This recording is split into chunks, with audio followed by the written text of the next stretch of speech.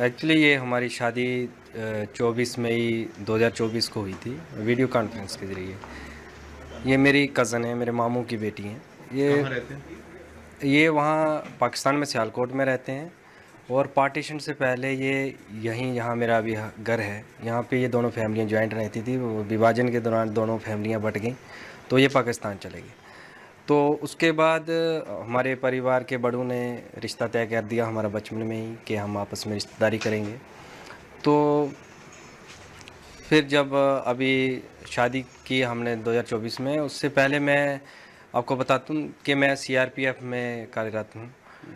तो मैंने अपने विभाग को शादी की अनुमति के लिए सूचना देने के लिए मैंने 31/12/2022 को मैंने एक लेटर लिखा था, और उसको उस लेटर के ऊपर कुछ आपत्तियां लगा के इन्होंने रिटर्न कर दिया 24 जनवरी रिस्पेक्ट है। तो उसमें मैरिज का कार्ड, शादी कहाँ पे होगी ये, और ये सब चीज़ें उसमें लिखी गई। मैंने उन सब आपत्तियों का निवारण करके शादी का कार्ड लगा के मैंने डिपार्टमेंट को दी। 72 बटालियन सीआरपीएफ सुंदरबनी में कमांडेंट साहब से मैं मिला भी। फिर वो मेरा लेटर जो है through proper channel DIG range, उसके बाद जम्मू सेक्टर आईजी सीआरपीएफ, फिर एसडीजी जेके जोन से होता हुआ वो डायरेक्टेड सीआरपीएफ दिल्ली तक गया। वहाँ कुछ समय लगा, 2-4 महीने 5 महीने का समय वहाँ पे लगा। फिर उसके बाद में वहाँ से एक रिप्लाई आता है, जवाब आता है कि उसके संबंध में उन्होंने लिखा है, मतलब क्लियर लिख के दिया है कि रूल के हिसाब से जो है एक सरकारी कर्मचारी को सरकार को सूचित करना होता है, डिपार्टमेंट को सूचित करना होता है। तो मेरे बारे में साफ उसमें लिखा है कि प्रार्थी ने डिपार्टमेंट को सूचित कर दिया है। वो लेटर है आपके पास? ये लेटर मेरे पास है, ये लेटर है, आप देख सकते हैं। अच्छा अच्छा। इसमें साफ मेंशन हुआ है। अच्छा, कहाँ पे लिखा है? ये लिखा हुआ है कि प्रार्थी ने उल्लेख मतलब इसके संबंध में सूचित कर दिया है। अच्छा, और तो कोई एनओसी कानून है कि शादी से पहले आपको उनको सूचित करना सूचित है? करना है। अच्छा। मैं 24/5/2024 को शादी की है। शादी के बाद भी मैंने सूचित किया है, ऐसा पहले भी किया? पहले भी किया है। और तो अनुमति वहाँ से दी गई 30 कि 30 शादी के लिए? जी, ये देखो क्लियर है, 30/4/2024 को डायरेक्टरेट से आया हुआ है कि इसने सूचित कर दिया है डिपार्टमेंट को, और एनओसी का कोई उल्लेख नहीं है इसमें। अच्छा। उसके बाद में ये 24/5/2024 को मेरी शादी हुई। मेरे फादर कैंसर पेशेंट हैं। पहले हमने डेट जो है उन्होंने सीआरपीएफ ने मतलब किया था कि आप कर सकते हो शादी? जी क्लियर है, ये लेटर है मेरे पास डायरेक्टर डीजी का। अच्छा अच्छा जी, इन्फॉर्म किया मैंने। अच्छा। फिर उसके बाद शादी करने के बाद भी मैंने इन्फॉर्म किया। मैंने मैरिज सर्टिफिकेट की कापियाँ, अपने वेडिंग कार्ड की, और हालांकि तस्वीरें वो भी मैंने जो है वहाँ पे दी 72 बटालियन में। और टाइम टू टाइम मैं प्रॉपर इन्फॉर्म करता रहा डिपार्टमेंट को। फिर मैंने दरअसल पहले शादी की हमारी डेट 5/11/2023 थी, जो इसमें मेंशन है। तो इस लेटर में भी समय लग रहा था और वीज़ा मिलने में भी देरी हो रही थी, तो उस टाइम पे हो नहीं पाई। फिर ये अच्छा, शादी उस टाइम पे नहीं हुई? नहीं हो पाई, जो क्योंकि वीज़ा नहीं मिला? वीज़ा नहीं मिला। फिर ये लेटर के जो रिप्लाई है 30/4/2024 से डायरेक्टेड से आ जाता है। तो मेरे फादर की तबीयत भी ज़्यादा ख़राब हो गई उस दौरान, कैंसर पेशेंट है। तो दोनों फैमिलियों ने सहमति की और हमने वीडियो कॉन्फ्रेंस के जरिए ऑनलाइन निकाह किया और शादी कर दी हमने। उसकी सूचना मैंने डिपार्टमेंट को दे दी। मेरे पास लेटर हैं जो मैंने सूचना दी है, और उससे पहले ये डायरेक्टेड से जो मैंने पहले इंटीमेशन किया है, डीजी ऑफिस से लेटर आया, उसमें ये क्लियर लिखा है कि डिपार्टमेंट को इन्फॉर्म हो चुका है।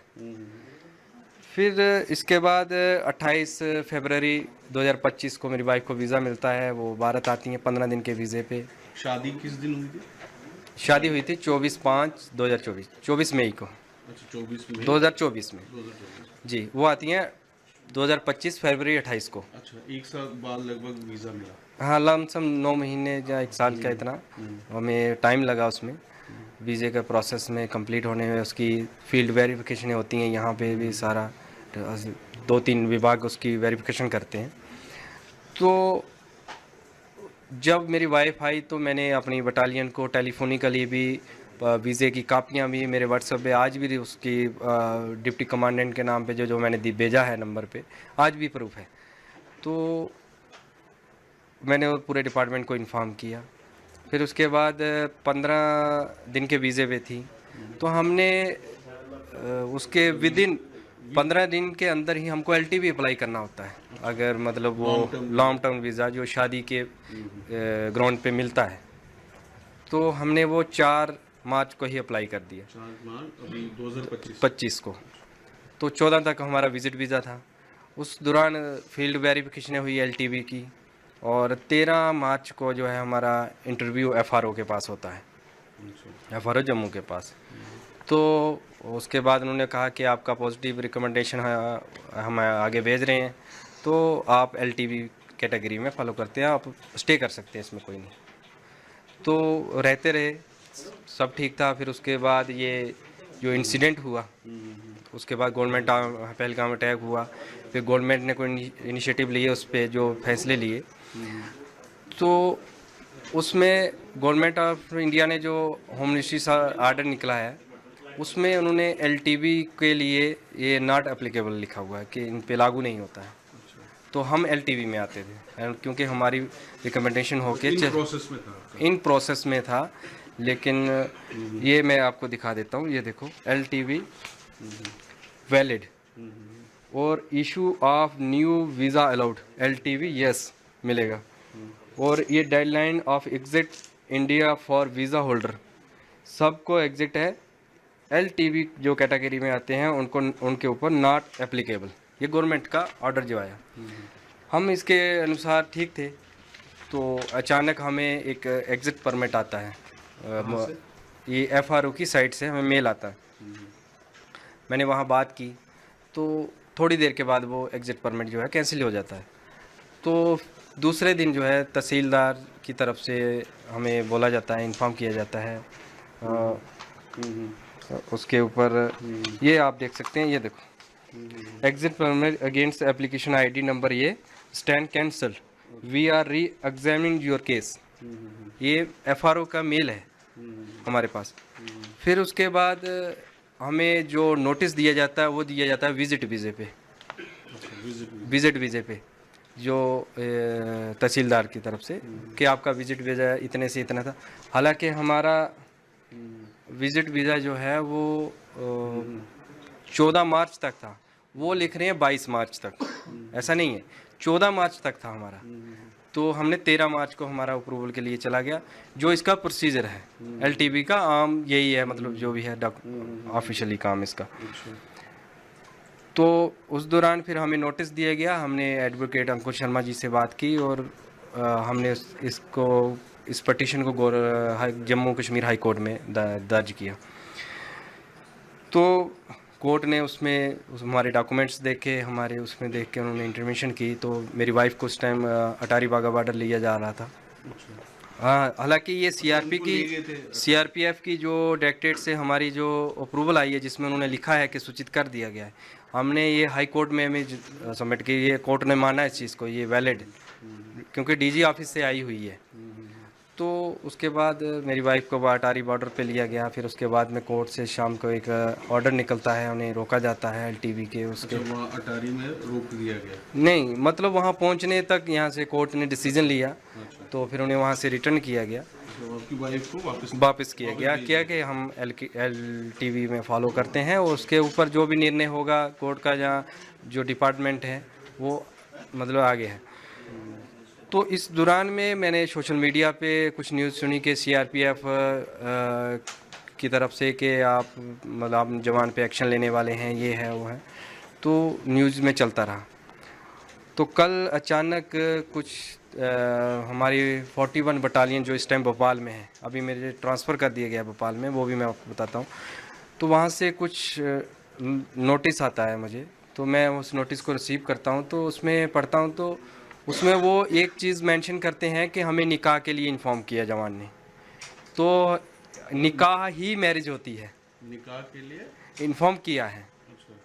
निकाह के लिए इन्फॉर्म किया, फर्स्ट पैरे में लिख रहे हैं। और वीज़े के लिए इन्फॉर्म नहीं किया। वीज़े के लिए वीज़े की कापियाँ मैंने सबमिट की हैं, सब किया है। फिर वो कह रहे हैं कि विजिट वीज़ा एक्सपायर होने के बाद इलीगली ये जवान ने अपने पास रखा था। ऐसा नहीं है, मेरे पास प्रूफ है। ये एलटीवी के जो कंसर्न अथॉरिटी हैं उन्होंने हमें स्टे बोला, उनके लेटर हैं, सारा जो प्रोसीजर है। मैंने ये एलटीवी अप्लाई के, विजिट वीज़े के जो भी प्रोसीजर है वो लिखित में भी और कल भेजे आपने? नहीं, पत्री हैं ये, इसके कापियाँ वो मैंने 41 बटालियन में भी जमा की हैं पहले? हाँ पहले, ये सब होने से पहले टोटल मैंने वहाँ पे, अभी मैं न्यू पोस्टिंग वहाँ गया था 29 मार्च को मैंने वहाँ ज्वाइन किया। इससे पहले एक इंसिडेंट मेरे साथ हुआ अचानक। इस पे कल वाले में क्या आपको बताया गया कि आपको डिस्मिस किया जाता है? जी, उसमें लिखा गया है कि आप क्या है लेटर में, क्या है? लेटर में ये चीज़ भी वो मेंशन कर रहे हैं कि निकाह के बारे में जवान ने सूचित किया है। तो वो बता रहे हैं कि विजिट वीज़े के बाद आपने एक पाकिस्तानी को घर में रखा, जो कि वो एलटीवी में उस रखा। वजह से वो हाँ। रीजन दिया गया और लिखा है कि आपको डिसमिस किया है। क्या रीजंस क्या दिए डिसमिस के? रीज़न यही लिखा है उसमें कि आपने एलटीवी ख़त्म होने के बाद अपनी वाइफ को यहाँ पे रखा और इसमें आपने डिपार्टमेंट को इन्फॉर्म नहीं किया। इन्फॉर्म मैंने किया, मेरे पास प्रूफ है, प्रॉपर चैनल मैंने उसमें डॉक्यूमेंट लगा के इन्फॉर्म किया हुआ है। एलटीवी के कागज़ भी मैंने जो है 41 बटालियन में भी जमा कर दिए हैं। तो इससे पहले मुझे 72 बटालियन में जब मेरी वाइफ आई, उसके बाद मैं छुट्टी काट के 23 मार्च को मैं 72 बटालियन में रिपोर्ट किया था। तो आप इस दौरान कहाँ पोस्टेड है? जम्मू कश्मीर में पोस्टेड है? नहीं, मैं इस टाइम मध्य प्रदेश भोपाल में पोस्टेड। वो तो अभी है जी। जब ये सारा आप शादी हो रही थी तो कहाँ? उस टाइम मैं जम्मू कश्मीर सुंदरमणि मेरा हेडक्वार्टर था 72 बटालियन का, और शिवखोड़ी में मेरी पोस्टिंग थी। अच्छा, अभी इधर ही पोस्टेड? जी। तो उस दौरान मेरे ये 23 मार्च को मैं रिपोर्ट करता हूँ वाइफ के यहाँ आने के बाद 72 बटालियन में। मैं वहाँ भी बताता हूँ, मैंने पूरे डॉक्यूमेंट्स मैंने उनके प्रिंट में निकाल के रखे हुए हैं, जो मैंने व्हाट्सएप भी किए घर से, इनको पूरी डिटेल 72 बटालियन को दी, वीज़े की कापी दी और एलटीवी के लिए बताया। तो फिर मैं 26 मार्च को जब मैं शिवखोड़ी से हेडक्वार्टर सुंदरमणि में जाता हूँ, तो वहाँ अचानक से मुझे 27 तारीख को सुबह अर्ली मॉर्निंग बिना कुछ बताए हुए अचानक मुझे कहते हैं कि आपको 41 में रिपोर्ट करना है, आपको जाना है, आपकी ट्रांसफ़र होगी। तो मैंने पूछा, मेरा अभी 2027 में यहाँ ट्रांसफ़र पीरियड कंप्लीट होना था JNK से, तो मैंने आदेश के अनुसार मैंने उस पर कुछ ज़्यादा बात नहीं की, मैंने अपना वो उठाया। मुझे उसमें जब भी आप किसी दूसरी बटालियन में ट्रांसफ़र होते हैं तो आपको 15 दिन का ज्वाइनिंग टाइम मिलता है, पीरियड मिलता है, आपको घर से होके वहाँ ज्वाइन करना होता है। मेरा वो भी नहीं मिला, मुझे एमरजेंसी वहाँ रिपोर्ट करने के लिए बोल दिया, JT उसमें नॉट परमिट लिख दिया। तो मैंने आदेश के अनुसार यहाँ से 41 बटालियन भोपाल में 29 को मॉर्निंग में मैंने ज्वाइन किया। मुझे ना ट्रेन, जी अभी जस्ट ये, उसके दौरान मुझे ना ट्रेन की टिकट मिली, ना मुझे हेडक्वार्टर से कहीं मुझे छोड़ा गया, सीधा गेट से आउट कर दिया गया। रीज़न किसी ने कुछ नहीं बताया। फिर मैंने वहाँ जाके 41 बटालियन के कमांडेंट सर का, डिप्टी कमांडेंट सर का मैंने इंटरव्यू लिया। इंटरव्यू होता है जब भी पोस्टिंग जाओ। तो मैंने वहाँ पूरी कहानी अपनी मैंने सुनाई, ये बात है, इन्फॉर्म किया, मैरिज मैंने ऐसे की। तो मैंने वहाँ CO सर से बता के मैंने एक DG साहब के इंटरव्यू के लिए एक लेटर लिखा। उसमें भी मैंने यही मेंशन किया कि ऐसे ऐसे मैंने इन्फॉर्म किया था, ऐसे मैंने शादी की प्रॉपर चैनल से। अब शादी करने के बाद अचानक से मुझे यहाँ ट्रांसफ़र कर दिया गया, इसके पीछे का कारण मुझे मालूम नहीं है। वो एप्लीकेशन अभी मेरी अंडर प्रोसेस में है DG साहब के इंटरव्यू के लिए। उसमें मैंने पूरे डॉक्यूमेंट्स लगाए हैं, वीज़े की कापियाँ लगाई हैं, मैरिज सर्टिफिकेट लगाए हैं, A to Z DG साहब के लिए भी मैंने लिख के वहाँ दिया हुआ है। फिर उसके बाद मैं कमांडेंट सर के नाम पे मैंने एक इंटीमेशन लिखा अपनी शादी के बारे में, क्योंकि न्यू बटालियन थी तो मैंने उनको भी इन्फॉर्म किया प्रॉपर। उसमें LTV के कागज़ भी लगाए कि इस टाइम LTV में स्टे करते। उसके बाद ये सब इंसिडेंट हुआ तो मैं छुट्टी आया, फिर आपको मैंने पहले बता दिया ये सब हुआ। तो कल अचानक से मुझे ये डिसमिस फ्रॉम सर्विस का ये आ गया। तो मैं तो इस चीज़ से हैरान हूँ, तो परेशान हूँ कि ऐसा क्यों हुआ। मैं यही प्राइम मिनिस्टर साहब से, होम मिनिस्टर साहब से अपील करना चाहता हूँ कि एक जवान होने के नाते ही मेरे साथ इंसाफ किया जाए कि ऐसा क्यों।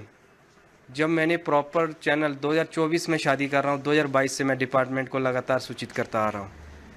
वो डिपार्टमेंट जानता भी, हर कॉपी मैंने उनको दी है। और ये एलटीवी की बात, ये एफआरओ कंसर्न के पास ये मेरे पास पेपर हैं, ये आप देख सकते हैं। Has been refer to higher authority for approval के लिए एमएचए को जा रखा है हायर अथॉरिटी के पास। तो मुझे बताओ कि इसमें कहाँ पे इलीगल हुआ है, जहाँ आप लोग देख सकते हैं डायरेक्टेड का क्लियर आर्डर है, सूचित मैंने किया है सीआरपीएफ को, वो क्लियर लिख रहे हैं कि हमें इन्फॉर्म नहीं किया। एक चीज़ उन्होंने मेरे डिसमिस आर्डर में मेंशन की है कि हमें निकाह के लिए सूचित किया। निकाह ही तो होता है शादी, वही तो की है, उसके अलावा तो कुछ नहीं है उसमें। तो मेरी होम मिनिस्टर साहब से और प्राइम मिनिस्टर साहब से ये अपील है कि वो पर्सनली तौर पे इस चीज़ के ऊपर देखें कि एक जवान के साथ ये क्यों हो रहा है। जो होम मिनिस्टर साहब की जो गाइडलाइन आई है जो एग्ज़िट परमिट वीज़े के लिए, मेरे ख्याल से जहाँ तक मेरी समझ है ये टोटली उसके खिलाफ है। आपको मैंने दिखाया भी है, उसमें वैलिड भी है, न्यू वीज़े एलटीवी ही इशू होंगे, उस पर ये ऑर्डर एप्लीकेबल भी नहीं है। तो प्रॉपर उसके खिलाफ ये मेरे साथ किया जा रहा है। तो कल मुझे ये डिसमिस का नोटिस दिया गया, तो मैं अपनी अपील जो है प्राइम मिनिस्टर साहब से और होम मिनिस्टर साहब से करना चाहता हूँ। तो क्या बोलते हैं, मतलब घर में क्या माहौल है? जैसे वाइफ है वो क्या बोलते हैं? नहीं, घर में सब परेशान हो गए, अचानक से ऐसा किया जा रहा है, सभी लोग परेशान हैं, आसपास के भी आ रहे हैं, बैठ रहे हैं। एक मतलब दुख की माहौल बन गया हमारे घर में, एक मातम तरह की माहौल बन गया कि हो क्या रहा हमारे साथ, जबकि हमने प्रॉपर चैनल से हर चीज़ की हुई है। मेरे जहाँ तक मेरी सूझबूझ बोल रही है कि कहीं एक कागज़ में मिस्टेक नहीं है, तो ऐसा हमारे साथ किया जा रहा है। तो जैसे आपकी वाइफ है वो पाकिस्तान से, उनका क्या कहना है? वो भी प्राइम, उन्होंने पहले भी अपने इंटरव्यू में कहा था, प्राइम मिनिस्टर साहब से अपील की थी कि हम सबको दुख है, बीइंग ए सोल्जर्स की मुझे ज़्यादा दुख है इस चीज़ का। हम भी तो ड्यूटी करते हैं, जो हुआ है उसके तो हम खिलाफ़ हैं, और जो गवर्नमेंट ने एक्शन लिया वो भी सराहनीय है, अच्छा है। पर लेकिन गवर्नमेंट की जो गाइडलाइन आई है, जो उसमें आई है, हम उस कैटेगरी में फॉलो करते हैं, इसीलिए हम स्टे कर रहे हैं, इसीलिए हाई कोर्ट ने भी उस चीज़ को माना है। और अचानक से सीआरपीएफ डिपार्टमेंट मुझे बर्खास्त करता है, तो यही मैं कहना चाहता हूँ और अपील करना चाहता हूँ। तो जिस तरह आप सीआरपीएफ में हैं, तो यहाँ काउंटर टेररिज्म ऑपरेशन क्या आपने किए हैं? क्या आप लड़े हो? मतलब अगर आपसे मौका मिले एज ए सीआरपीएफ, क्या आप करेंगे? नहीं, जाहिर जब मैंने एक डिपार्टमेंट को ज्वाइन किया है, उसमें मैंने ट्रेनिंग की है और ड्यूटी मैंने अपनी ईमानदारी से हर जगह ड्यूटी की है। मैंने छत्तीसगढ़ में सेवा दी है ऑपरेशनों में, उसके बाद मैंने बिहार में सेवा दी हैं, छत्तीसगढ़ में ऑपरेशन में, छत्तीसगढ़ में मैं 2-2.5 साल रहा, वहाँ पे रहा हूँ। JNK में मैं जम्मू और ये राजौरी के एरिया में ही रहा हूँ, और अभी मुझे भोपाल में पोस्टेड किया गया। तो अचानक से मेरे साथ ऐसे किया जाना, मेरे ख्याल से मेरे साथ इंसाफ नहीं हो रहा है। तो मैं इस चीज़ की अपील जो है प्राइम मिनिस्टर साहब से करता हूँ कि मेरे साथ इंसाफ किया जाए, जस्टिस किया जाए। अब आपके पास क्या ऑप्शन है? क्या लीगल में आप जा सकते हैं? जी, मैं ज़रूर इसके लिए मैंने अपने वकील साहब से भी बात की है, तो मैं हाई कोर्ट से अपील करूंगा मुझे इंसाफ दिलवाया जाए, और मैं प्राइम मिनिस्टर और होम मिनिस्टर साहब से भी अपील करता हूं कि इसमें। और जो वीज़ा पेंडिंग है वाइफ का? वीज़ा पेंडिंग है, वो होम मिनिस्ट्री में अप्रूवल के लिए गया है, तो मैं वो उसके लिए भी अपील करता हूं सरकार से कि वो वीज़ा भी दिया जाए, ताकि हमारे घर में थोड़ा माहौल ठीक हो। एक परेशानी की टेंशन बन चुकी है, और इधर से सर्विस का ये इस तरह का नोटिस आना। तो ये शादियाँ होती रहती है, मतलब जो आपके रिश्तेदारी में, क्योंकि जम्मू कश्मीर में काफ़ी लोग हैं, वहाँ पे शादी होती है पाकिस्तान में? पाकिस्तान में काफ़ी सारे लोग शादी करते जी, वो तो होती है। अभी आपने देखा है कि हमने भी सोशल मीडिया या मीडिया के थ्रू अब देखा है कि कितने लोगों ने शादियां की हैं, शादियां होती हैं, और लोग रिश्तेदार जो भी हैं आपस में। मेरे तो मामू की बेटी हैं, इसमें हमने बड़ों ने किया था, मेरी अरेंज मैरिज हुई है जी। तो अब आखिर में एक क्या मैसेज आप देंगे, क्या एक अपील करेंगे? मैं अपील प्राइम मिनिस्टर साहब से और होम मिनिस्टर साहब से इस चीज़ के लिए अपील करता हूँ कि मेरे साथ इंसाफ होना चाहिए। ये जो मेरे साथ किया जा रहा है, ये मेरे पास पूरे प्रूफ हैं, मैंने डिपार्टमेंट को भी इन्फॉर्म किया है। तो अचानक मेरे साथ ऐसे किया जा रहा है, उधर वीज़े के लिए और दूसरा सर्विस से इस तरह करना, तो एक हम परेशान हैं। हम इसके लिए गुहार लगाते हैं प्राइम मिनिस्टर और होम मिनिस्टर साहब से।